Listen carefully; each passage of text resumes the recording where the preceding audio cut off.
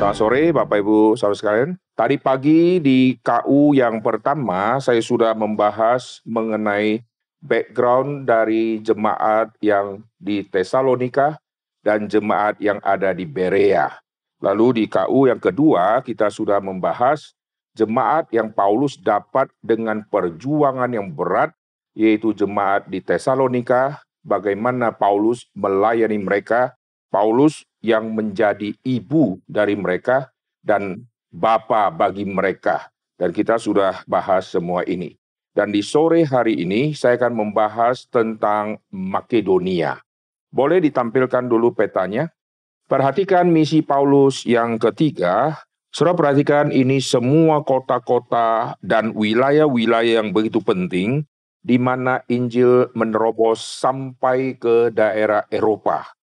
Injil tiba ke daerah-daerah Yunani, daerah-daerah yang dikuasai oleh ilah-ilah, dan bagaimana Paulus yang Tuhan utus dengan nanti Paulus akan merekrut tim untuk menggempur wilayah Yunani. Oke, sekarang coba diperbesar, lihat di daerah atas yang ada Makedonia. Saudara perhatikan ada tulisan Makedonia. Lalu di bawah Makedonia itu ada Akaya. Bisa lihat ya? Oke. Wilayah Akaya itu nanti termasuk Korintus, Kenkrea, lalu di samping Akaya itu ada Athena. Oke. Lalu lihat di atas Akaya itu ada Makedonia. Di Makedonia ada Berea, ada Tesalonika, ada Apolonia, ada Amfipolis, ada Filipi, Neapolis. Bisa lihat ya? Saudara coba bayangkan dulu. Makedonia, Akaya ada di bawah, Makedonia ada di utaranya. Lalu di Makedonia, di dalamnya ada Tesalonika, di daerah sekitar situ ada Neapolis, lalu ada Filipi. Nah, tadi di kebaktian 1 saya sudah membahas visi Makedonia. Paulus ada di Troas. Coba lihat Troas. Itu ada Asia, ada Misia, itu ada Troas. Oke, jadi visi Makedonia itu Paulus dapat di Troas. Jadi dari situ nanti dia akan seberang ke Makedonia. Maka nanti Paulus waktu menyeberang ke Makedonia, itu akan ketemu Neapolis, lalu akan ketemu Filipi.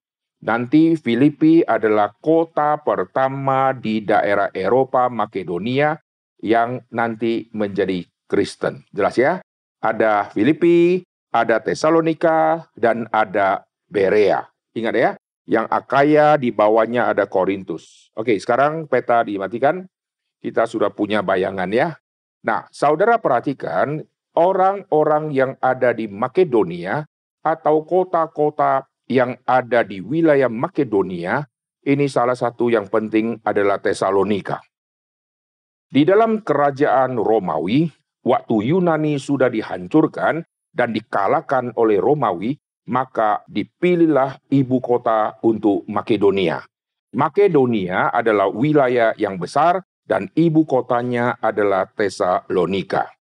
Lalu ada Berea di samping, lalu ada di samping lagi ada Filipi.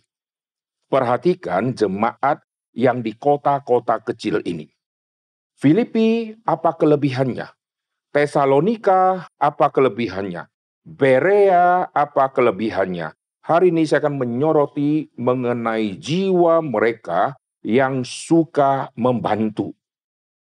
Di dalam jemaat di Filipi, Paulus dapatkan melalui susah payah.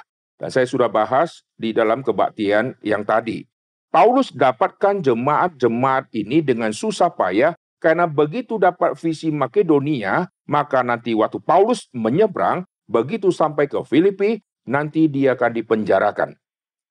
Karena pelayanan begitu susah, ternyata ada buah yang begitu bagus yang akan dipetik, yaitu kepala penjara Filipi akan diselamatkan dengan seluruh anggota keluarganya. Lalu setelah keluar dari penjara di Filipi, Paulus akan menuju ke Tesalonika. Setelah dari Tesalonika, dia akan menuju ke Berea. Setelah dari Berea, nanti dia akan menuju ke wilayah Athena. Nah, itu semua rute-rute Paulus. Harap suatu saat kita bisa ada trip kunjungi rute Paulus secara tepat seperti rute yang ditulis di Alkitab. Sehingga kita kunjungi misi pertama. Dia ke kota A, kota B, kota C. Jikalau kota itu masih ada, kita masuk. Kalau tidak ada, kita loncatin. Pokoknya ikuti semua rutenya, sehingga kita bisa bayangkan dia jalannya seperti apa, saudara. Itu semua rute ditulis, perhentian kota ke kota, itu semua ditulis. Nah, sekarang kita akan melihat dulu kitab Filipi. Filipi itu Paulus tulis, itu Paulus sedang dipenjara. Perhatikan di dalam kitab Filipi, Paulus memunculkan kelebihan orang Filipi di dalam memberikan bantuan. Tadi dari Filipi, Paulus di penjara, nanti Paulus akan pergi ke Tesalonika. Oke, sekarang lihat kitab Filipi pasal yang keempat. Filipi pasal keempat, ternyata jemaat Filipi mempunyai kelebihan, yaitu memperhatikan pelayanan dari Paulus. Filipi pasal keempat, ayat 15 dan ayat yang ke-16. Kamu sendiri tahu juga, hai orang-orang Filipi, pada waktu aku baru mulai mengabarkan Injil, ketika aku berangkat dari Makedonia, tidak ada satu jemaat pun yang mengadakan perhitungan hutang dan piutang dengan aku selain daripada kamu. Karena di Tesalonika pun kamu telah 2 kali mengirimkan bantuan kepadaku. Jadi di kitab Filipi ini kita menemukan satu rahasia pelayanan Paulus setelah dia meninggalkan Filipi, karena setelah keluar dari penjara, dia waktu menuju ke Tesalonika, dia mengalami kesusahan dari orang Yahudi di Tesalonika yang adalah orang-orang yang mengumpulkan penjahat-penjahat untuk mendatangi Paulus dan untuk menangkap Paulus. Nah, ternyata di Tesalonika pernah muncul peristiwa yang dicatat di Filipi, yaitu orang-orang Filipi, coba lihat di ayat ke-16. Di Tesalonika pun kamu, orang-orang Filipi, telah 1-2 kali mengirimkan bantuan kepadaku. Jadi mereka yang sudah diselamatkan, mereka langsung memperhatikan misinya Paulus dan mereka mendukung pelayanan Paulus. Itu Filipi. Tadi kita sudah melihat ada Makedonia, di situ nanti ada Filipi, lalu ada Tesalonika. Oke. Tesalonika sama Berea kelebihannya ada di mana? Tadi kita sudah bahas di kebaktian, kelebihan Tesalonika yaitu iman, pengharapan, dan kasih yang mereka miliki sekarang sudah bergema sampai ke bangsa-bangsa yang lain. Saya tidak bahas lagi karena saya akan melanjutkan untuk melihat seluruh Makedonia. Lalu Berea bagaimana? Berea, orang-orang di sana sudah dengar firman Tuhan, mereka nanti gali, mereka selidiki, mereka bertekun, dan mereka mencari tahu kebenaran firman Tuhan. Maka rohani orang-orang Berea, rohani yang luar biasa, karena belajar firman, tetapi mereka kurang bergema. Tesalonika bergema sampai ke tempat yang jauh. Oke? Nah, nanti kita akan melihat bagaimana seluruh wilayah Makedonia ini nanti mereka akan memberikan persembahan. Kita tinggalkan dulu Makedonia, kita lihat yang di Akaya. Akaya tadi yang di bawah itu termasuk di Korintus. Karena 2 wilayah, Akaya sama Makedonia, ini nempel, saudara. Maka karena rute Paulus menuju ke situ, nanti kita akan melihat antara kota yang satu sama kota yang lain, mereka saling membandingkan. Waktu terjadi perbandingan, mereka bukan iri, tetapi mereka waktu bandingkan, mereka mau melakukan yang terbaik. Orang-orang Yahudi di Tesalonika, itu yang sudah diselamatkan, mereka disebut Yahudi Kristen. Tetapi ada Yahudi yang belum diselamatkan, mereka adalah semua preman-preman yang mengacau. Nah, mereka inilah yang iri hati. Tetapi yang Yahudi Kristen ini tidak iri hati. Nanti kita akan melihat perkembangan rohani dari orang-orang yang dilayani. Ada yang majunya cepat, ada yang majunya perlu ada dorongan, ada perbandingan. Di dalam gereja kita perlu ada perbandingan. Di rumah tangga ada perlu perbandingan. Ayo cepat belajar. Koko sudah belajar dari tadi loh. Kamu dedek kok tidak belajar-belajar. Perlu ada perbandingan. Ayo, Cece sudah selesai mandi. Masa kamu meme kok belum mandi juga? Ada perbandingan. Ayo semua anak-anak siap. Mama papa sudah siap. Masa mama papa sudah siap? Kalian belum siap. Jelas? Perbandingan ini tidak ada hubungan dengan iri hati. Yang ada hubungan iri hati adalah, ayo cepat kejar. Jangan sampai cecemu mengalahkan kamu. Nah, itu perbandingan yang iri hati. Ayo cepat. Mama sudah siap, kalian cepat mandi supaya kita tidak terlambat. Ini studi perbandingan yang tidak ada hubungan dengan iri hati. Jadi di Tesalonika ada Yahudi yang belum diselamatkan, Yahudi-Yahudi yang jahat, mereka lah yang iri hati. Yang Yahudi Kristen, mereka adalah orang-orang yang setia di dalam iman, kasih, dan pengharapan. Di dalam iman, mereka bertekun diam ajaran Paulus waktu Paulus khotbah tentang Kristologi. Di dalam kasih, mereka akan menyatakan kasih mereka kepada Tuhan dan kepada yang Tuhan cintai, yaitu umat-umat Tuhan. Nanti kita akan soroti mengenai Makedonia ini. Nah, sekarang kita tinggalkan Makedonia ini, kita lihat yang Akaya. Mari kita lihat di dalam Alkitab. Kita akan perhatikan di 2 Korintus. Di 2 Korintus di pasal yang ke-9. Kita akan lihat dari ayat yang pertama. 2 Korintus di pasal yang ke-9. Saya akan baca ya. Tentang pelayanan kepada orang-orang kudus, tidak perlu lagi aku menuliskan kepada kamu. Aku telah tahu kerelaan hatimu. Ini kepada jemaat Korintus.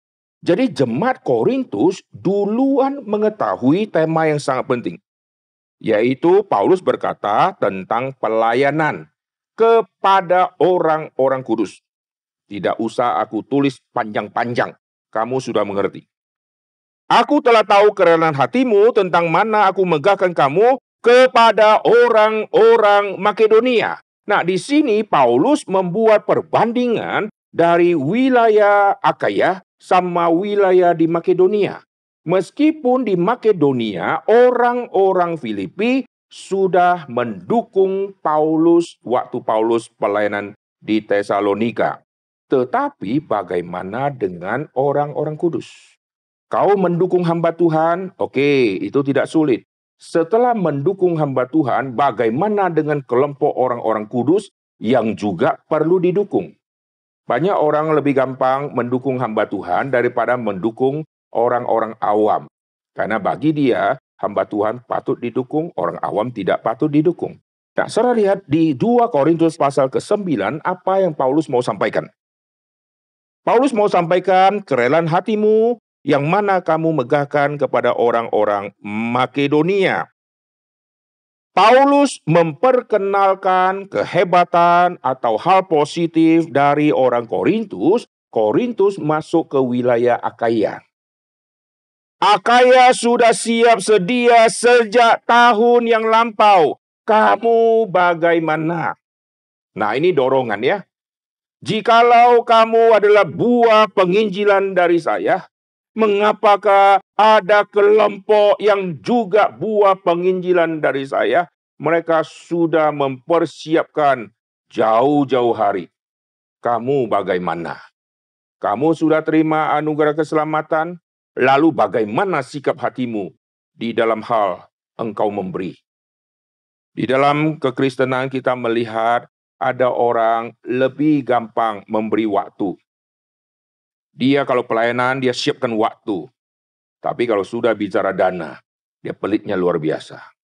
Ada yang lebih gampang siapkan dana, tidak mau siapkan waktu. Perlu berapa? Karena dia banyak duit, langsung transfer. Tapi kalau suruh dia rapat, suruh ikut pelayanan, selalu bilang tidak ada waktu. Kalau untuk uang, dia gampang sekali. Ada yang uang pelit, meskipun dia ada uang. Tapi untuk waktu dia siapkan. Kalau capek, tinggal minum teh botol. Lalu haus, minum teh botol, lapar, tinggal makan. Semua untuk diri sendiri toh. Dia haus, dia beli teh botol, dia minum juga untuk diri. Dia sudah pelayanan, dia lapar luar biasa, dia beli makan, dia kenyangkan diri sendiri. Maka banyak orang yang lebih suka dia kasih waktu, kasih energi, toh nanti makan juga untuk diri sendiri. Tapi kalau sudah pelayanan, energi sudah habis, uang yang ada untuk diri makan, sekarang harus dipotong karena sebagian harus dipakai untuk persembahan. Untuk mendukung orang-orang di dalam kesulitan. Maka ini yang menjadi dilema, saudara.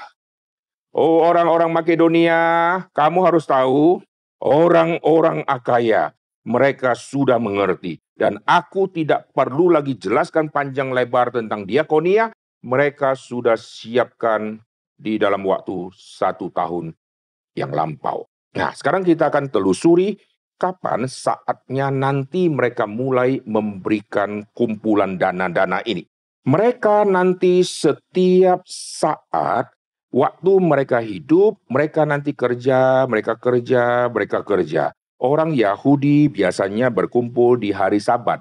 Waktu mereka berkumpul di hari Sabat karena tradisi Yahudi. Tapi bagaimana dengan Yahudi yang sudah Kristen? Yahudi yang sudah Kristen, mereka menambah 1 hari untuk pertemuan mereka. Sekarang saya kasih contoh gini ya. Saya ini Yahudi, saya ini harus ikut hari Sabat. Saya harus masuk ke rumah ibadat untuk beribadah. Tetapi karena saya sudah Yahudi Kristen, maka karena ada satu kata Kristen, ada 1 hari yang lain yang beda dengan hari ke-7, disitulah terjadi kumpulan orang percaya. Dan itulah hari yang pertama. Dan Paulus menetapkan di dalam perkumpulan orang Kristen di hari pertama, mereka harus sisihkan persembahan untuk bantuan kepada orang-orang miskin. Jadi ada jemaat yang sudah dengar, mereka jalankan. Ada yang sudah dengar, tetapi lambat dijalankan. Nah, Paulus ingin mengatakan bahwa Akaya mereka sudah jalankan. Mereka sudah kumpulkan di dalam 1 tahun yang lampau itu. Berarti setiap hari pertama minggu itu, mereka sudah sisihkan sebagian dari yang mereka dapat, lalu mereka kumpulkan untuk bantuan kepada orang-orang kudus. Bayangkan, jikalau 1 hari pertama, 1 hari Minggu, lalu terkumpul sekian puluh ribu misalnya kalau pakai rupiah. Lalu dikalikan 52, maka jumlahnya akan banyak. Kalau jumlah setiap minggu jumlahnya naik turun, kadang-kadang tinggi, kadang-kadang rendah, maka setelah 1 tahun hasil pengumpulan sudah lumayan banyak. Nah, ini yang Paulus lihat, apa yang terjadi di Akaya, maka dia sudah share kepada yang Makedonia. Bagaimana dengan kamu? Itu konteksnya, saudara ya. Sekarang kita kembali ke pasal yang ke-9 tadi. Perhatikan di pasal yang ke-9 tadi di 2 Korintus. Di 2 Korintus pasal yang ke-9, ayat yang ke-2. Akaya sudah siap sedia sejak tahun yang lampau, dan kegiatanmu telah menjadi perangsang bagi banyak orang. Saudara perhatikan, ini kata pengganti untuk siapa? Kita telusuri ya, supaya kita tidak salah. Tentang pelayanan kepada orang-orang kudus. Tidak perlu lagi aku menuliskannya kepada kamu. Kamu ini siapa? Korintus, oke? Nah, lanjut. Aku telah tahu kerelaan hatimu. Siapa? Masih Korintus. Tentang mana aku megahkan kamu. Masih tentang Korintus. Kepada orang-orang Makedonia. Kataku, Akaya, itu wilayah yang besar, di dalamnya termasuk Korintus tadi. Akaya sudah siap sedia sejak tahun yang lampau. Paulus katakan ini kepada siapa? Makedonia. Jadi dia siarkan kepada Makedonia. Lalu titik. Kalimat ini sudah selesai, dia titik. Dan kegiatanmu, ini siapa? Korintus. Telah menjadi perangsang bagi banyak orang. Nah, ini kelebihan yang luar biasa. Di Tesalonika, tadi saya sudah bahas ada kelebihan. Iman, pengharapan, dan kasih mereka sekarang sudah menjadi heboh. menjadi terkenal di seluruh Makedonia, di seluruh Akaya, bahkan sampai ke bangsa-bangsa. Jadi sudah bergema sampai ke bangsa-bangsa. Lalu yang Akaya bergema juga. Apa yang bergema? Yaitu pelayanan kasih mereka sekarang sudah bergema. Mari kita lihat ya. Bergemanya sekaligus menjadi perangsang bagi banyak orang. Wah, ini tema yang sangat penting dan ini hanya muncul di dalam konteks cerita Akaya dikaitkan dengan Makedonia. Di dalam gereja, kalau kita sudah mendengar ada satu cabang GRII yang sudah mendukung di dalam persembahan, jemaat-jemaat sudah dukung. Apakah ini merangsang jemaat yang lain ikut mendukung dari cabang GRI yang lain? Belum tentu. Karena banyak GRI hanya memikirkan dia punya cabang. Kalau cabangku tergerak mendukung cabangku, saya akan bersyukur luar biasa. Tapi kalau cabangku tergerak dan mereka mendukung cabang lain, itu kan cabang lain. Kita cabang sendiri membutuhkan dana yang begitu banyak. Akhirnya cabang-cabang yang lain kalau perlu kebutuhan, biar mereka doa sendiri. Cabang kita, doa sendiri untuk cabang kita. Akhirnya kurang memberikan rangsangan untuk orang-orang lain di cabang-cabang yang lain. Kita kelemahan GRI seperti ini. Tetapi Pak Tong ingin merombak. Maka Pak Tong yang membuat rangsangan ini. Pernah di dalam sidang sinode ada cabang tertentu yang membutuhkan dana, lalu Pak Tong mengumumkan. Ayo, semua cabang-cabang, kalian sudah dengar kesulitan ada satu cabang, karena cabang ini ada di luar negeri, lalu dia perlu uang. Ayo, cabang mana yang tergerak untuk meminjamkan dengan tidak ada bunga? Supaya apa? Supaya mereka mempunyai pikiran, kami punya cabang sendiri juga punya masalah dan perlu dana. Tapi ada cabang lain, sekarang kita punya dana, kita sekarang masih pakai enggak? Kalau kita ada dana, kenapa kita tidak bantu yang lebih membutuhkan? Akhirnya satu persatu cabang, saya di dalam pembangunan gereja, Pak Tong sudah menjadi teladan, maka waktu dia pimpin janji iman, untuk apa? Untuk merangsang semua orang-orang ikut memperhatikan. Karena Pak Tong bukan di cabang A yang akan membangun, tapi hatinya memperhatikan cabang A itu. Maka setiap kali dia datang, dia berkata dari GR pusat kasih begini, STEMI kasih begini. Untuk apa? Untuk merangsang, lihat, STEMI sama gereja sini tidak ada hubungan. Lu mau bangun ya bangunlah. STEMI juga perlu dana, betul nggak? GR pusat juga perlu dana yang begitu banyak. Tetapi Pak Tong lain. Pak Tong merangsang. Maka Pak Tong umumkan sekian-sekian, lalu dia kasih kesempatan untuk semua memberikan janji iman, dan dia juga open untuk GRI lain. Paulus mengatakan Akaya sudah. Dan Akaya punya kegiatan yang sudah ini menjadi perangsang. Nah, nanti kita akan melihat betulkah Makedonia yang sudah dengar bahwa Akaya sudah begitu luar biasa mempersiapkan.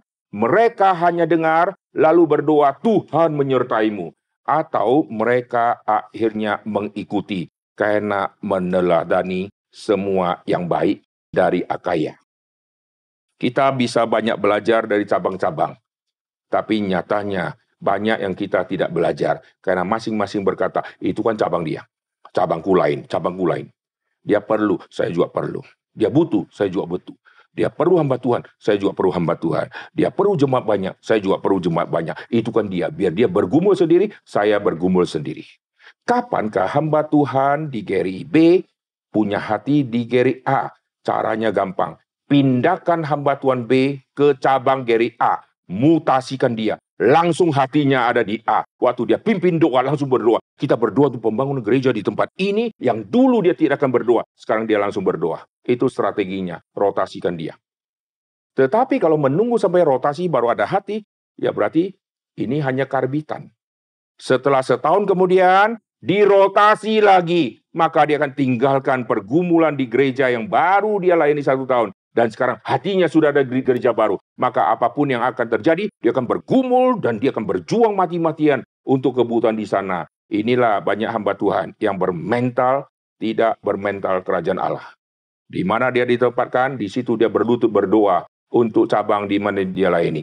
Setelah dia pindah, nama-nama orang yang pernah dia layani, tidak pernah lagi dia sebut di dalam doa. Karena bagi dia, sudah selesai perhatianku. Ini bahaya ya. Pak Tong memperhatikan semua cabang-cabang dia perhatikan.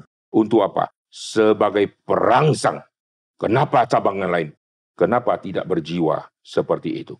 Oke, sekarang kita kembali ke 2 Korintus pasal yang ke-9. Nanti kita melihat pengaruh Akaya mempengaruhi Makedonia. Ayat yang ketiga, aku mengutus saudara-saudara itu agar kemegahan kami dalam hal ini atas kamu jangan ternyata menjadi sia-sia. Tetapi supaya kamu benar-benar siap sedia seperti yang telah kukatakan. Supaya apabila orang-orang Makedonia datang bersama-sama dengan aku, jangan mereka mendapati kamu belum siap sedia sehingga kami untuk tidak mengatakan kamu merasa malu dan seterusnya. Jadi kamu sudah siap, ingat siap terus ya. Semua dana-dana siap ya. Nanti saya akan kumpulkan semua ini. Perhatikan, Paulus Tuhan pakai karena dia banyak keliling, dia sendiri mendapatkan bagian dari orang yang perhatikan dia. Tetapi dia punya jiwa bukan dia cek semua. Di dalam pelayanan, kadang-kadang kita hamba Tuhan, kita yang ada di misi mesti hati-hati. Orang yang mendukung kita pribadi atau dia mendukung seluruh totalitas tim mesti dibedakan. Kalau dia mendukung pribadi, berarti pribadi. Orang-orang Filipi sudah memberikan kepadaku 1-2 kali bantuan waktu aku di Tesalonika. Clear, memberikan kepada aku. Tetapi Paulus juga sedang mengumpulkan dana untuk orang-orang kudus yang ada di Yerusalem.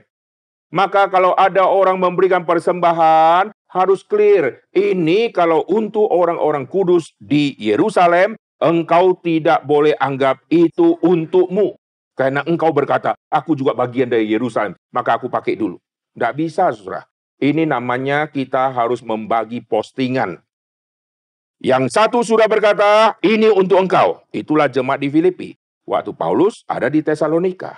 Tetapi sekarang dia ada di kota-kota, dia sedang menggalang dana untuk membantu orang-orang yang kesusahan, orang-orang sedang kemiskinan di Yerusalem.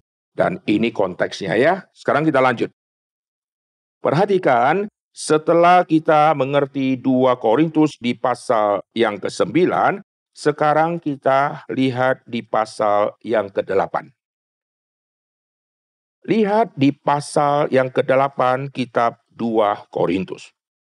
Saudara-saudara, kami hendak memberitahukan kepada kamu tentang kasih karunia yang dianugerahkan kepada jemaat-jemaat di Makedonia.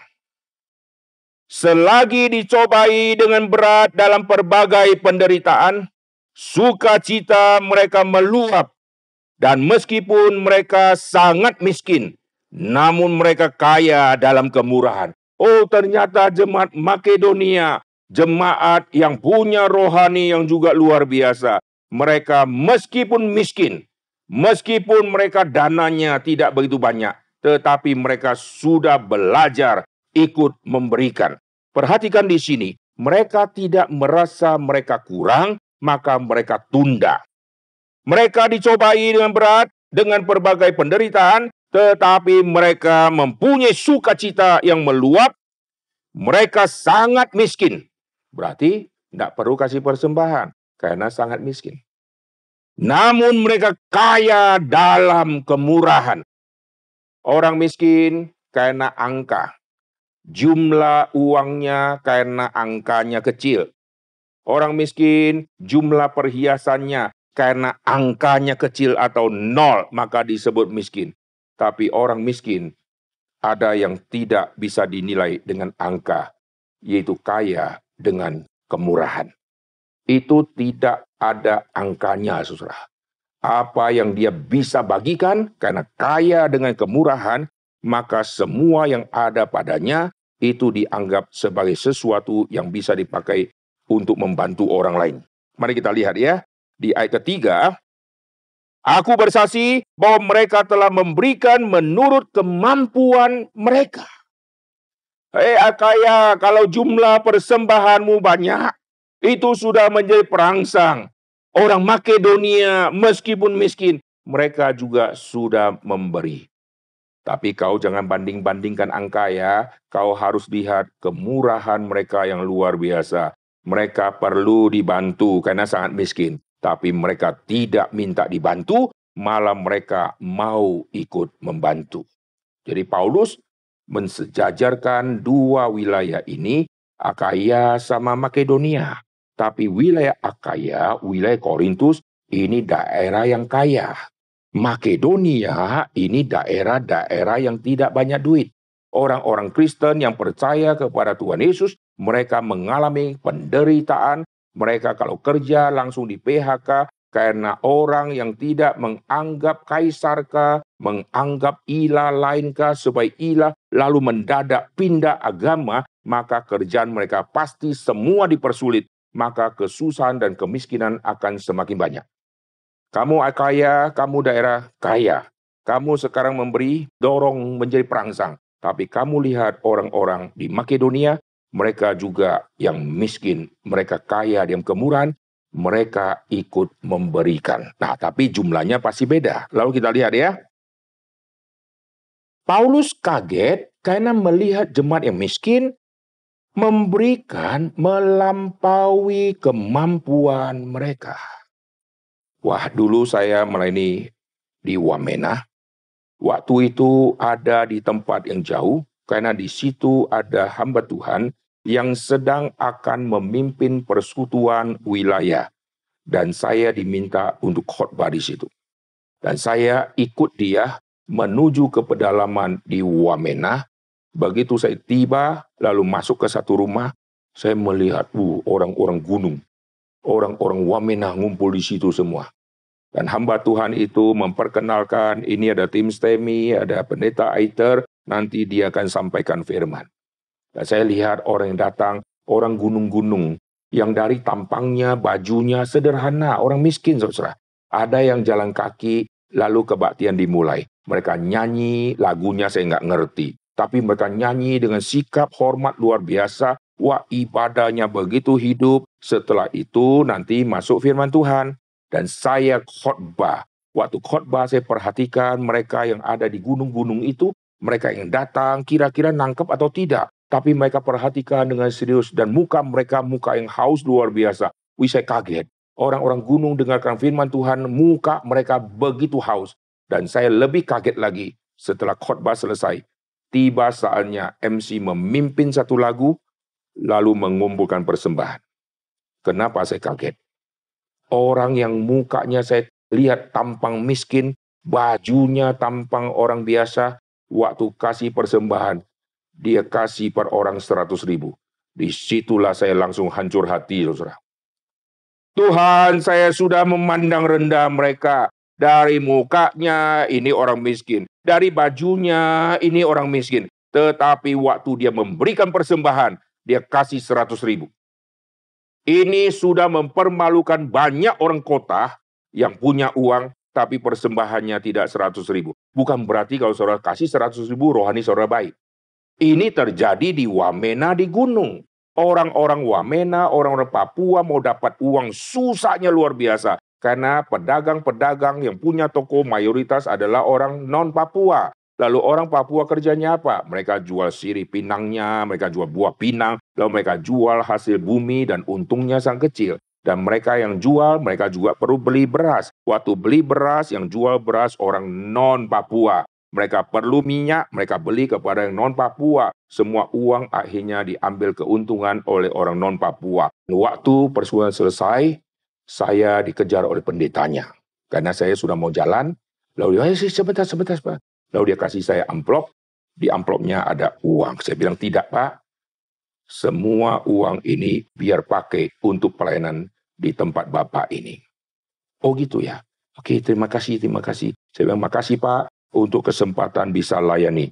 Pulang dari situ saya belajar satu hal.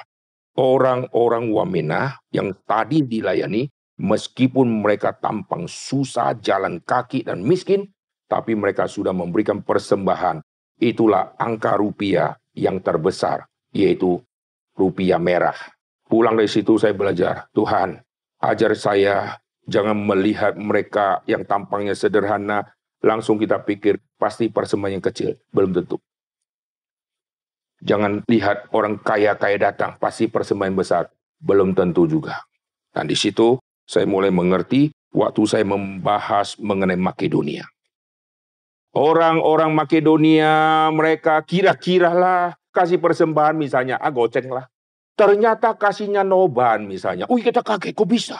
Ini yang terjadi. Mereka memberikan melampaui kemampuan mereka. Ini namanya pemenang. Perlu diperhatikan, betul, karena orang miskin. Tetapi karena kaya kemurahan, mereka bisa memberikan melampaui jumlah yang mestinya harus mereka kasih, mereka bisa kasih lebih. Karena konsep mereka, kami miskin, ada yang lebih miskin, dan mereka lebih membutuhkan. Maka ku kasih mereka dulu. Jelas? Di dalam menolong orang, selalu harus punya konsep ini. Orang ini butuh, aku masih bisa tahan, maka ku kasih dia dulu. Prinsip ini sebetulnya dijalankan di rumah tangga oleh ibu dan anak. Jikalau dalam satu keluarga ini tidak begitu kaya, lalu anak ada 7. Mama sudah siapkan masakan, dan karena dana tidak banyak, maka disiapkan masakan pas-pasan. Dan biasanya mama akan makan di terakhir untuk menunggu yang sisa-sisa.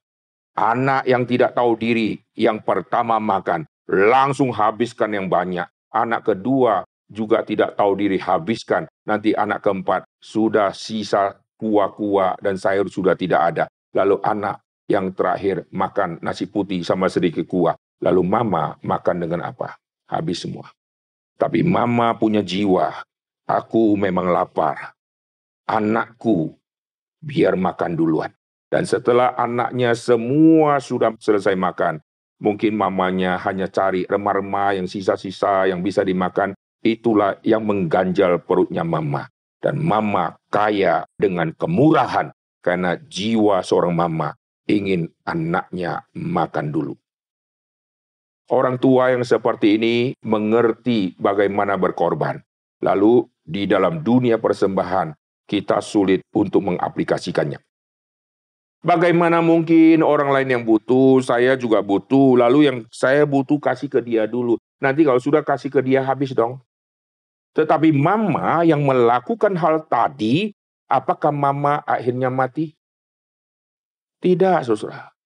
Banyak orang-orang dari kampung-kampung, anaknya bisa S2. Anak yang bisa S2, logika kita, mama papanya pasti kaya. Ternyata mama papa ada di kampung, di rumah gubuk. Mereka makannya sederhana karena setiap kali dapat uang dari hasil panen, dia kirim ke anaknya untuk anaknya studi. Jangan sampai kelak anaknya dipermalukan. Dan mereka di kampung rela makan nasi sama kacang kedelai yang digoreng, kasih garam banyak, dan mereka makan. Saya pernah makan seperti itu. Waktu saya masih SMA, saya berkunjung ke rumah petani. Saya lihat makannya nasi putih sama kacang kedelai yang digongseng-gongseng dengan garam yang banyak. Dan saya lihat dia makan, lahapnya luar biasa. Dan di situ saya mengerti, Tuhan, mereka tidak ada duit, tapi apa yang mereka makan, mereka nikmati luar biasa. Dan mereka tidak mati kelaparan. Mama yang tadi berkorban, apakah besoknya mama mati? Tidak. Mama bisa besarkan semua anak-anak dengan cara seperti ini. Kadang-kadang di satu kampung ada catering. Mama langganan catering 3 tingkat. Anaknya ada 5. Rencana catering untuk siang sampai malam. Dan anak-anak sudah dipesan. 1 anak, 1 ayam. Lalu ayah dan ibu juga dapat bagian. Tapi waktu mama melihat anak makan kok kayaknya kurang. Maka yang mama dia serahkan ke anak. Lalu ada anak yang lain juga makan lahap, yang punya papa. Papa bilang, makan saja punya papa. Lalu papa makan apa? Nanti papa makan yang sisa-sisa. Itu yang terjadi, saudara. Akhirnya papa dan mama mati kelaparan, tidak? Tidak, saudara. Coba kalau papa dan mama pikirnya terbalik. Saya juga perlu makan, saya kepala keluarga. Kalau saya sakit, kamu mati semua. Nggak ada yang kerja. Kalau saya sakit, tidak masuk kantor, uang gaji dipotong, kamu sengsara. Maka saya harusnya makan 1 plus punyamu. Kalau kamu sakit tidak masalah. Tapi kalau papa sakit, risiko besar. Maka papa lahap punya anak semua. Itu logikanya masuk untuk papa supaya sehat. Tetapi papa mama tidak kerjakan hal itu. Papa yang makan kurang, mama yang makan kurang, mama masih bisa cuci baju dengan sisa energi yang dia miliki dan makanannya hanya sederhana. Tetapi mama ini tidak mati dan semua anak bisa dibesarkan dan ada yang sampai universitas. Di dalam keluarga kita mengerti hal seperti itu. Kenapa di dalam pelayanan kok kita tidak bisa mengerti hal itu? Emangnya yang kupunya di dalam kesusahan aku masih ada, sekarang aku kasih dulu yang butuh. Apakah setelah itu saya jadi pengemis? Tidak mungkin, saudara. Kalau kita Tuhan pakai memperhatikan orang lain, Tuhan akan memperhatikan setiap kita. Nah, orang-orang di Makedonia perlu diperhatikan, tapi mereka memberi melampaui kemampuan mereka. Berarti mereka punya simpanan yang masih ada tersisa, mungkin untuk 2-3 hari ke depan, sekarang sudah dipakai duluan. Tapi lihat, seluruh Alkitab apakah dicatat setelah pemberian dikumpulkan, seminggu kemudian orang Makedonia mengemis di rumah ibadat? Ada? Tidak pernah ada, saudara. Tuhan pelihara mereka. Oke, kita lanjut ya. Perhatikan kembali di 2 Korintus di pasal yang ke-8. Mereka memberikan melampaui kemampuan mereka di ayat ke-3. Sekarang ayat ke-4. Dengan kerelaan sendiri mereka meminta. Waduh, mereka sekarang yang tanda petik ngemis. Wah, kita kalau di sekolah jadi ketua kelas. Lalu mulai kumpulkan yuran. Saya ketua kelas, saya kumpul yuran. Nanti yang mengemis, yang ketua yang kumpulkan yuran, atau yang memberikan yuran yang akan mengemis. Mengemis dalam arti begini ya. Ayolah, cepatlah, kasihlah yuran, cepat-cepat kumpul ya. Aduh, saya nggak bisa, besok ya. Oke, besok ditagih lagi. Ayo tolonglah, saya mesti lapor ke guru kelas nih, ayo cepat. Ketua kelas yang mengemis-ngemis. Adakah orang yang akan bayar yuran yang mengemis? Pak atau Bu atau teman gitu ya. Kamu kan ketua kelas, tolong dong terima hari ini. Ada? Ayo kasih tahu saya. Besok saja, jangan hari ini aja, tolong dong terima. Dengan rela aku kasih hari ini, tolong ya, terima ya. Ini sukacita bagi saya kalau engkau terima. Ada? Yang ada kita sengaja tunda-tunda, betul nggak? Saudara kalau pinjam uang, lalu saatnya bayarnya besok.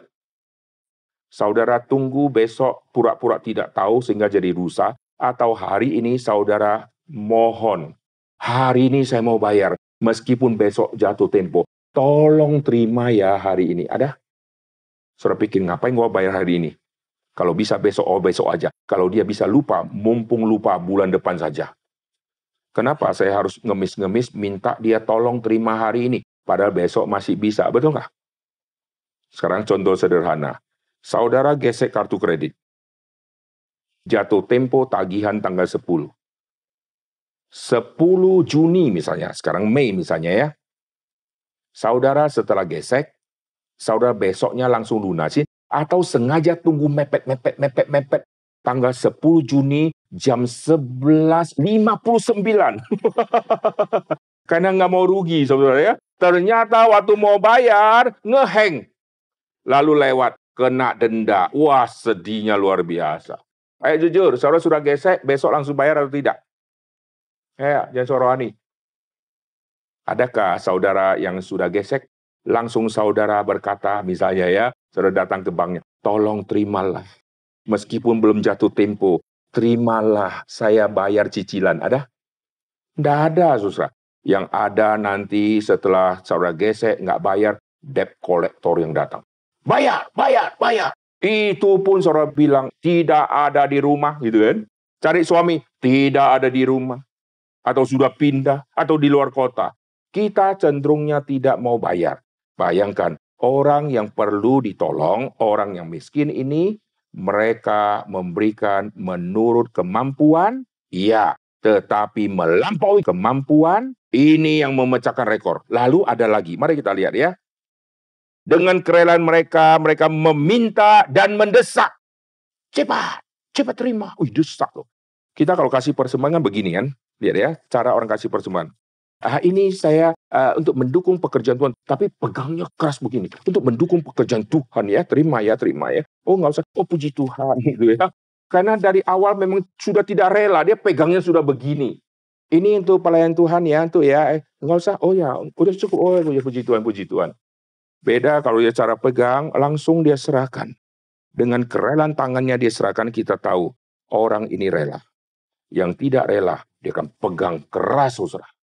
Dulu di kampung-kampung ada acara, lalu kita ada persembahan, dan persembahan itu waktu diedarkan, setelah diedarkan ada yang minta uang kembalian. Wah, saudara belum pernah ya, habis dijalankan, kembalinya belum. Loh, emang lu mau kasih berapa? Misalnya ya, dia mau kasih 2.000, dia kasih 10.000. Lalu bendahara atau asyir atau kolektan harus keluarkan uang, kembalikan dia 8.000. Lucu ya? Pernah terjadi seperti itu, lalu waktu dicek anak ini apakah pelit, ternyata tidak. Waktu dia berangkat dari rumah, orang tua sudah kasih dia uang untuk persembahan dan untuk ongkos dia pulang. Maka waktu dia kasih persembahan, anak kecil kan polos. Karena uangnya besar, nggak mungkin dia sobek bagi dua toh. Maka logika di otak dia, mama pesen ini untuk persembahan. Sisanya kamu naik angkot pulang. Kalau dia kasih semua kan nggak bisa pulang dia. Dia harus jalan kaki dan itu sudah malam dan ini jauh. Maka dia minta uang kembaliannya. Nah kalau kita tidak mengerti, kita bilang ini anak kurang ajar ini ya. Siapa yang ajarin minta kembalian? Karena dia tahu dia perlu uang transport untuk dia pulang. Nah begitu kita tahu ya kita maklumi. Nah saudara perhatikan, di dalam jemaat Makedonia, mereka meminta, mereka mendesak, terimalah persembahan ini. Lalu keluar satu tema, supaya mereka juga beroleh karunia untuk mengambil bagian dalam pelayanan kepada orang-orang kudus. Beroleh kasih karunia. Ini pertama kali muncul di seluruh kitab suci. Menolong orang, ini adalah bagian saya memperoleh kasih karunia, ikut menolong orang. Selalu kita punya konsep, ini kecelakaan besar saya menolong orang, karena rugi besar, simpanan berkurang. Tetapi dalam bagian ini, menolong orang, memberikan persembahan, ini bagian dari kasih karunia. Maka mereka menghargai luar biasa. Kalau persembahan ini diterima, ini kasih karunia untuk Tuhan pakai menolong orang-orang yang miskin. Sehingga pemberianku diterima, ini sukacita bagi saya. Kita kalau sambil kasih persembahan, sambil berdoa, kalau bisa nggak jadi. Gitu kan? Kalau bisa cancel. Waktu sudah isi form janji iman, setelah isi pulang nyesel luar biasa. Kenapa gua tulis 100 juta pada 10 juta rencananya gitu kan? Kenapa saya tulis 1 miliar? Kenapa? Karena sudah janji, lalu sekarang tiba saatnya harus bayar. Kita melihat nanti bayarnya. Dia sengaja lambat-lambat bayar atau dia cepat-cepat bayar. Nanti dia pakai logika. Saya bayar sekarang juga tidak ada guna, toh belum dibangun. Saya pakai dulu gitu kan? Nanti kalau sudah dibangun, dia pakai alasan lagi. Memang dulu saya janji iman seperti itu, karena saya belum krismon. Sekarang saya punya toko, sudah tutup. Saya punya anak perlu kuliah. Ya Tuhan mengertilah. Waktu janji, lagi ada duit. Sekarang dia tunda sampai bertahun. Waktu mau bayar, dia sudah kesulitan dana. Lalu yang dia pilih adalah, saya kesulitan dana, maka Tuhan mengerti. Saya kurangi semua janji iman saya. Ini dosa tidak? Dosa tidak? Dosa. Karena waktu dia janji iman, dia tahu saya bisa bayar. Maka kalau tahu, mesti cepat lunasi. Nanti tiba waktunya, suatu saat, berapa tahun kemudian dia kesulitan uang, minimal janji dia di hadapan Tuhan sudah tuntas. Jelas? Lalu kalau sudah tiba waktunya kesusahan, dia berdoa, nanti cari jalan. Kalau Tuhan buka jalan, dia akan dapat jalan. lalu urusan dia sama Tuhan di dalam janji iman sudah beres. Jangan dia bawa sampai ke masa dia paceklik, lalu dia dikurangin lagi bayar STNK, perpanjangan, saya tabrak sepeda motor, kena bengkel 5 juta, dipotong, lalu untuk Tuhan 100.000. Dari yang begitu banyak dipotong habis semua. Nanti uang pembantu sebulan begini dia potong, uang listrik segini, uang air kemarin anak-anak waktu buka kelebihan itu tidak ditutup dan dihitung-hitung perkiraan tagihan bulan depan sudah dihitung semua. Nanti anak ini lulus akan bayar SPP, dipotong lagi semua. Akhirnya Tuhan, uang minus. Apa yang belum terjadi dia sudah potong semua dan dia kurangi semua janji iman yang harusnya dia bayar. Nah, ini orang-orang yang tidak tahu diri. Orang-orang Makedonia, dia tahu sekarang aku punya apa, di sana lagi butuh. Tuhan, saya mau memberikan persembahan. Tuhan, tolonglah saya mau memberikan persembahan. Dan persembahan ini akan tiba kepada orang itu melalui Paulus. Orang-orang akan kumpulkan persembahan, entah besar, entah kecil. Pokoknya ini bagianku, enggak usah peduli. Nanti setelah itu gua laparkah, gua apakah. Pokoknya kalau Tuhan gerakkan saya untuk menolong orang lain, sekarang saatnya saya akan memberikan. Tolong terima. Dan dia minta Paulus dan semua yang itu, terimalah persembahan ini. Karena ini bagian dari kasih karunia. Wah, luar biasa ya. Mereka memberikan lebih banyak daripada yang kami harapkan. Paulus yang sudah terima, karena begitu banyak, Paulus boleh nggak balikin? Wah, ini teologi diakonia, saudara. Dia berikan persembahan melampaui kebutuhan. Lalu karena kita yang mengolah, kita kasihan. Oke, ku balikin 50% supaya kamu bisa hidup. Wah, kita berjasa seperti pahlawan supaya dia tidak mati kelaparan. Boleh tidak? Boleh tidak? Boleh tidak? Tidak boleh, saudara ya. Kenapa? Karena itu janji dia di hadapan Tuhan. Dia kalau sudah komit kasih, kita harus terima. Lalu waktu salurkan kepada orang, kita harus beritahu. Kalian terima ini, jangan kau enak-enak terima. Untuk kau bisa terima, ada orang miskin yang sudah kasih melampaui kemampuan dia. Tujuan mereka memberi kepadamu, ini juga untuk menjadi perangsang bagimu, supaya kelak kalau engkau sudah ada kelebihan atau ada kecukupan, engkau juga di dalam kekuranganmu, engkau harus belajar memperhatikan orang yang lain. Barulah rohani jadi baik. Saya berkata kepada orang-orang yang kuliah STT, kalau kamu didukung oleh yayasan atau didukung oleh gereja, kamu tidak perlu balikin uangnya karena dia tidak minta kamu balikin. Tapi kamu harus lakukan satu hal.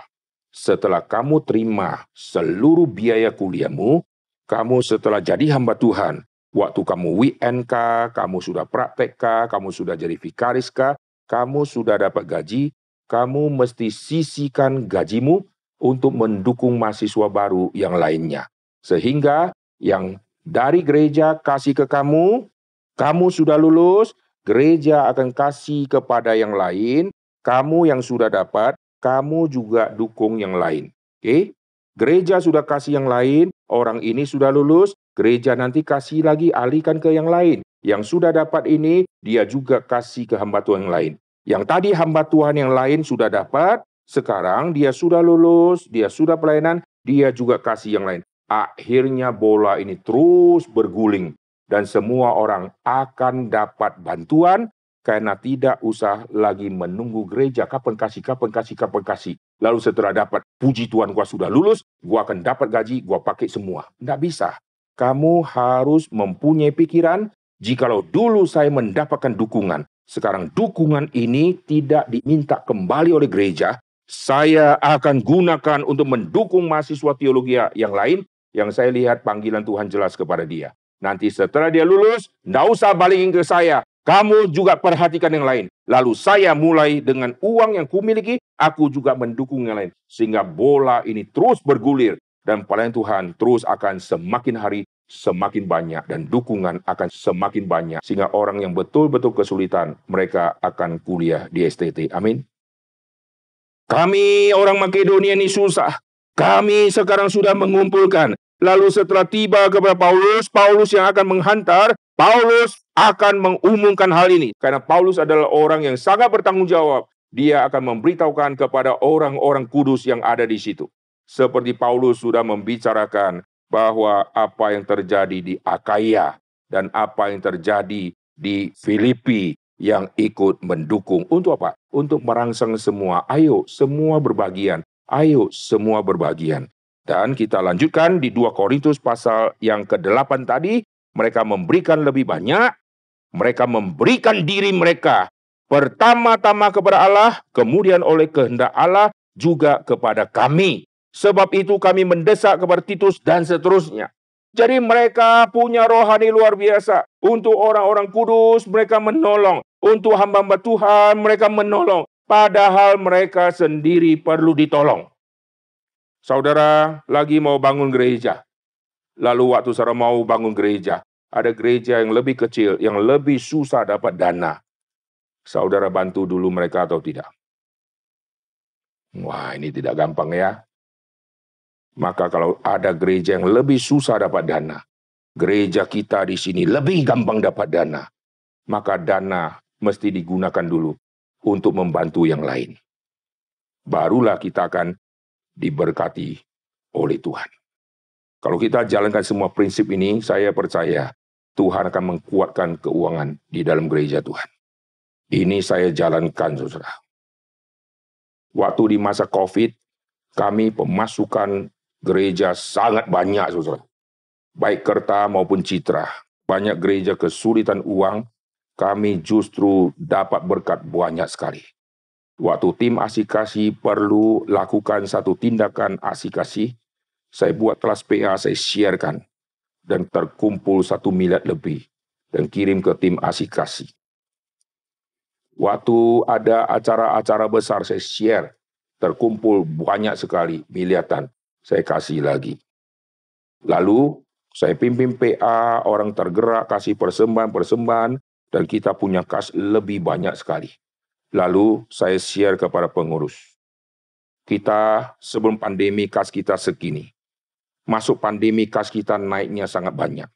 Ini Tuhan percayakan untuk kita kelola. Kita perlu kebutuhan banyak, betul. Tetapi ini semua berkat yang tidak masuk akal punya. Masa pandemi, kehidupan orang susah, gaji susah, kok kita dapat berkat banyak. Berarti Tuhan mau pakai kita untuk salurkan dana untuk mendukung. Akhirnya, Citra, Kerta, kita keluarkan ber-MM, saudara. Untuk membantu cabang yang kesulitan. Kita membantu Denpasar, karena Denpasar orang-orang di sana membutuhkan uang, lalu Citra dan Kerta masing-masing kasih dan ber-MM. Lalu waktu di sidang sinode ada MRI Tokyo, mereka perlu dana. Habis itu saya WA ke kita punya pengurus. Tuhan sudah berkati kita. Kita akan dukung MRII Tokyo. Akhirnya oke, Kerta dan Citra kami dukung ber-MM. Dan sampai hari ini, uang kami tidak habis. Dan tetap Tuhan kasih tambah. Tapi bukan berarti mari kita nolkan. Karena pendeta itu bilangkan tambah. Sedang nolkan, nggak tambah-tambah. Tanggung sendiri, saudara ya. Tuhan berkati kita. Kita perlu. Gereja kita perlu. Tetapi kalau tempat lain yang sulit untuk dapatkan dana. Maka Tuhan pakai uang yang kau terima. Relakah kau serahkan kepada cabang lain. Dan kami sudah kasih cabang yang lain. Sangat banyak, saudara. Kerta kumpul, Citra kumpul. Dan kita kasih terus. Kasih terus. Tuhan berkati kita, tidak pernah jatuh miskin. Amin. Bandung perlu, tapi Bandung jemaat sangat banyak. Bandung ada orang yang kasih persembahan pasti sangat banyak. Lalu waktu ada satu cabang yang lagi bangun dan kita tahu jemaatnya sedikit, itu tidak mungkin bisa kumpulkan uang. Maka yang ada mesti salurkan dulu. Baru nanti Tuhan akan berkati. Oke, sekarang saya akan simpulkan ya. Dan orang-orang Makedonia. Makedonia termasuk daerah Filipi, termasuk daerah Tesalonika, termasuk daerah Berea. Sekarang semua mereka sepakat ikut memberikan maka sekarang dikasih nama yaitu Makedonia. Akaya di dalamnya ada Korintus, di bawahnya itu ada Kengkrea, tapi nanti nama besarnya adalah Akaya. Berarti gabungan dari wilayah-wilayah kecil, orang-orang Yahudi yang sudah Kristen memberikan persembahan, maka pakai nama Akaya. Lalu orang-orang Makedonia, mereka memberikan persembahan. Di Makedonia ada Filipinya, ada Tesalonikanya, ada yang lain-lainnya. Waktu nanti dikumpulkan disebutnya Makedonia. Nanti kita akan melihat tadi dimulai dari Akaya, sekarang merangsang. Akaya sudah kumpul. Lalu kamu bagaimana? Ternyata nanti Makedonia juga kumpul. Akhirnya sekarang kita akan melihat dua wilayah ini persembahannya sekarang digabung. Kita perhatikan di ayat yang terakhir di kitab Roma. Lihat di sini. Roma pasal yang ke-15. Roma pasal ke-15 dari ayat ke-25. Tetapi sekarang aku sedang dalam perjalanan ke Yerusalem untuk menghantarkan bantuan kepada orang-orang kudus. Uang yang dia ambil, barang yang dia kumpulkan, ini sudah sangat banyak. Banyak tim misi kalau sudah pakai nama misi, uang sudah dikumpulkan. Kadang-kadang banyak yang malingnya. Akhirnya jumlah uang waktu tiba sudah berkurang. Bantuan-bantuan sosial, waktu diserahkan ke tangan pertama, masih banyak. Sampai ke yang terakhir, itu tidak tahu hilang kemana-mana. Di satu tempat di NTT, waktu saya tiba di situ, lalu hamba Tuhan di sana berkata, Pak, kami di sini waktu lagi kesulitan, bantuan datang berbal-bal baju-baju.